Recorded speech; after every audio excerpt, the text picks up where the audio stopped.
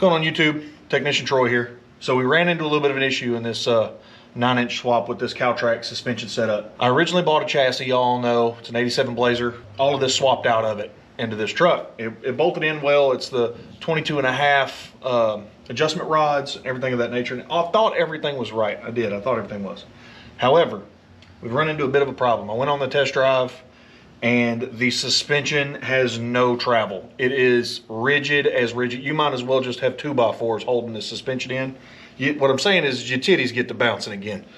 And it's very uncomfortable. It's not safe by any means. So what we're gonna have to do is we're gonna have to change these out. These are called pivot plates. They make several different types. They make them where they're adjustable. They have multiple different holes. They have some that are actually curved, and they have some that are like this. These are called low pros. The issue is I still need low pro because I did in fact lower the car with the split leaf monos, the mono leafs. The problem is I'm hitting the frame. If you can get in here with me, I'll show you what I mean. So obviously it's jacked up now, so there's a lot of play here. But whenever the suspension is loaded, this plate is pushing down on this leaf spring, and this pivot plate is actually resting in the same position. This doesn't move. This is unloaded right now. So what's happening is this pivot plate is actually hitting the frame rail.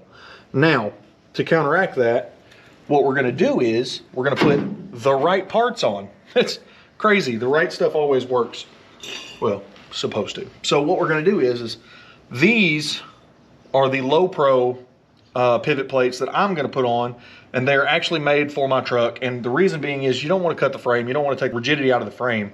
But what this is going to allow it to do is it's going to allow them more adjustment, because this is actually going to make room and have clearance for the actual frame pocket here where your pivot bolt is. So what we're going to do is we're going to get into tearing these apart, and we're going to put these, I've got 4 of these plates. We're going to put them in its place. I have to pull these pins and everything out, and I'll show you how to do that. It's really simple, and hopefully this will correct our problem, and I'll be able to actually set the ride for racing or road driving, everything of that nature. So let's get into it. I've already taken one bolt off because it's just a pain. It's very tight. So let's take this big one off. It's got some spacers in there. That's the 5th time, ladies and gentlemen, that I've done that. Hopefully it's all the way over there. And let me go over there and get that real quick. All right, back to what we're doing. So these are loose now. So what I'm going to do is I'm going to go over here. I'm going to grab my snap ring pliers. We're going to pull that out. These plates will move independently. Then we'll make sure we've got enough weight on the diff here, on the chunk housing, or the pumpkin, whatever you want to call it. And we'll pull this main bolt out, and I'll pry it out and slip the new ones in. Change the way these guys turn and work.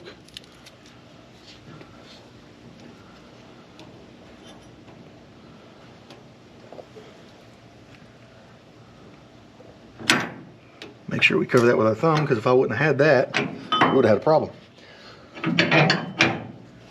All right, just sit them there.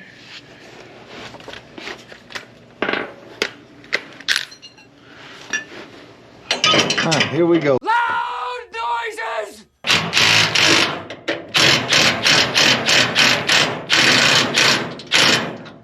right.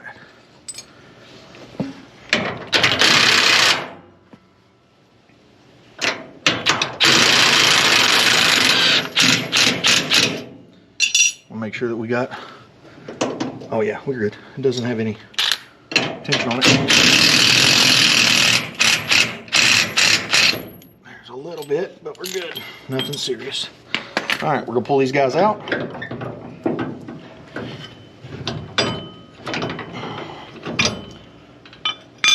One thing you'll have to notice, this does not have the rubber bushing like these. These are the rubber bushings for the leaf springs.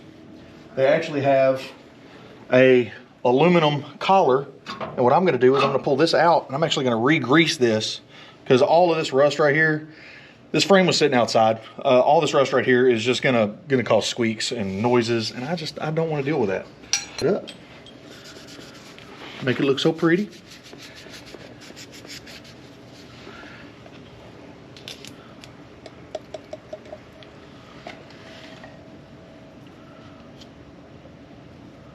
It's hot enough in here, you would think that this stuff would be liquid, which is good, because you really don't want one that's going to melt in high temps, because you never know what climate you're going to be racing in. So if it's too hot outside, you're sitting on asphalt waiting on a race, and the lineup, oh yeah, silky smooth. That's what I'm talking about. All right, now what we'll do is we'll install these guys.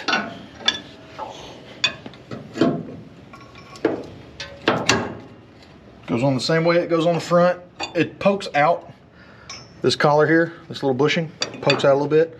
So what you want to do is you want to pry down on this and get that guy in there and over it, and then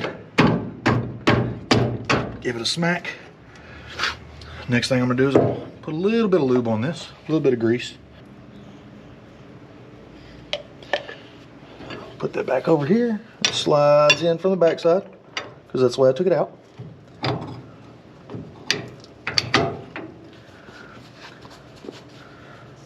We put our C-clip back on.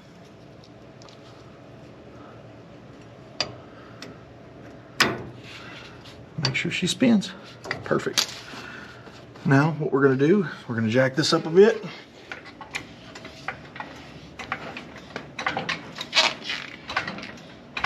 Okay, I need a pry bar. So jack it up a little bit, take your pry bar and just give it a pull.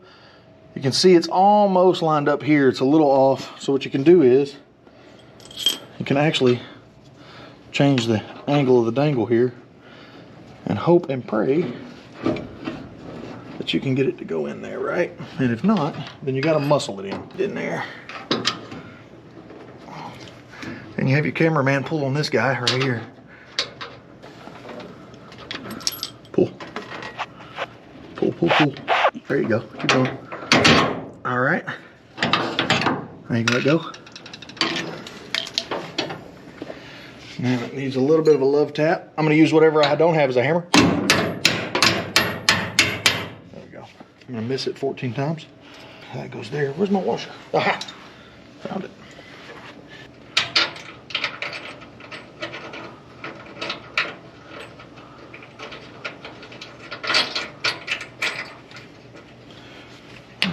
We're not going to tighten it all the way up. We're just going to run it in close. Okay. Still loose. Now, take these collars. They're going to make I like to say an hourglass shape. So your conical side, your tapered side, whatever you want to call it, goes towards your hind joint right here, all right? So it goes like this, and it goes like this. Now, it's going to kind of look like that. That's why I say it looks like an hourglass kind of thing. Now, it's kind of a pain to do this by yourself because this hind joint moves, so does this. So I'll just do one at a time. Oh, ho, ho. Maybe I can get lucky. There we go. All right. Put that in, and then... Yeah, okay, so now that we're doing this, these bars are too short because I had them bottomed out trying to get more adjustment out of my suspension, and I couldn't do it. So Calvert Racing is so awesome that they design these wrenches that are super low pro, because most people are going to have these adjustable wrenches laying around in their garage. You know, granddad, great granddad, somebody had an adjustable wrench, and all this is going to do is probably wind up stripping out your lock nut. So they make these wonderful wrenches for this, and it'll let you get in there a whole lot easier to crack this guy loose. So all I need to do is figure out which one goes where. Figure out which way it turns to loosen it up. That way. So now I can adjust this guy out, but when you adjust this one out, you also want to adjust the other end out. Reason being is these are going to move in and out together whenever you turn this bar. If you do not turn this bar, or if you just turn one of these on this bar, you're going to run out of room on one side, and it's just going to make it a pain. So we'll just crack this guy loose down here.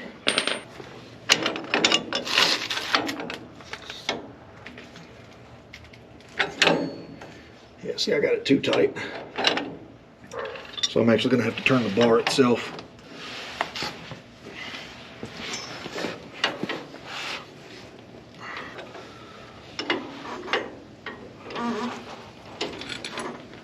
There we go. Okay.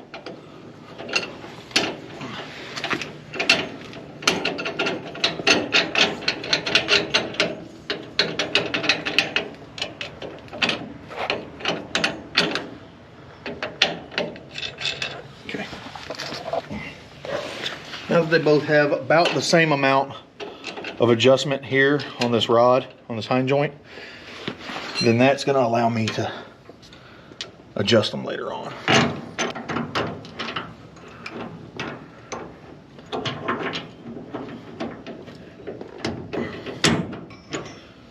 You got to line it up, so you might have to move the pivot plates around a bit. All right, and then I want to try to slide this one in there.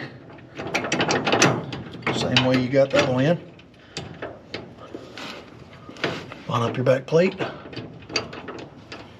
have to give it a tap. There we go. And then you're going to put on your washer and your lock nut. And then this one you can tighten down because it's always going to remain the same whether it's got weight on the vehicle or not. This one I still recommend loading the suspension. Luckily the suspension's already loaded, so I can tighten everything up right here. So I'm going to make some loud noises for you.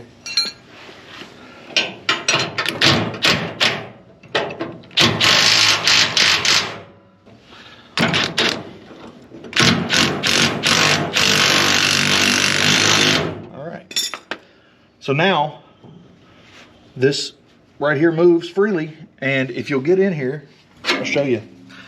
You can see how much more room now we have in between that frame and that pivot plate. That's going to allow me to be able to loosen and tighten these adjustment rods. And whenever you do that, as you can see, you see how to adjust up. That's going to make your ride softer because this is not going to be putting a preload on your leaf spring. So that is going to make, hopefully that's going to make my ride quality on the street to be able to go to work, to car show, anything like that, even to drive it to the drag strip. And then when you get the drag strip, you just take your Calvert wrenches with you, throw them in the glove box, throw them in the center console, whatever, carry them with you, loosen the lock nuts up at the drag strip, tighten her down, give it the business on there, and away she goes. And you're pretty much good to go racing. Now, I'm going to do that on the other side. It's really hard to be able to do this with a camera in your face. I know y'all don't know that, but what we'll wind up doing is I'm just going to reduplicate everything I just did on the other side.